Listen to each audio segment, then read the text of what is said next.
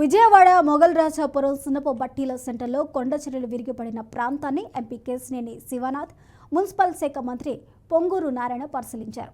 బాధితుల్ని అన్ని రకాలుగా ఆదుకుంటామని ఈ సందర్భంగా మంత్రి పొంగూరు నారాయణ హామీనిచ్చారు. ఎంపీ కేశినేని శివనాథ్తో పాటు MLA Gadde Rammohan, MRO Rohinidevi, deputy commissioner Srujana పాల్గొని సహాయక చర్యలు మరింత వేగవంతం చేయాలని అధికారులు ఆదేశించారు.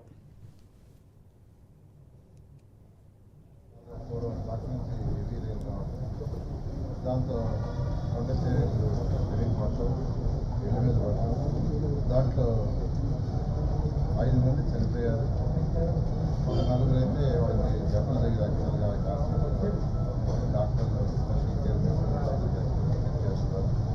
ఇప్పుడే ఆ 4 యాక్చువల్గా వాళ్ళతో మాట్లాడాలి.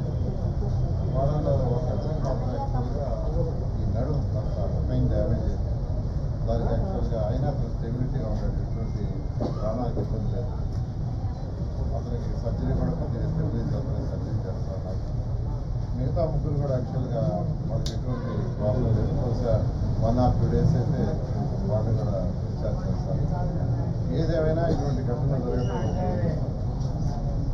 అయితే గతంలో కూడా ఒకసారి యాక్చువల్గా అక్కడ మాకు ఖాళీ చేయించారన్నారు, కానీ వాళ్ళు అక్కడే ఉంటారు. ఇలాంటి ముఖ్యమంత్రి గారు కూడా ఇవాళ యాక్చువల్గా అనేక సార్లు మాకు తెలియజేశారు. ఎప్పటికప్పుడు అధికారులతో, మంత్రులతో, ఎమ్మెల్యేలతో కాన్ఫరెన్స్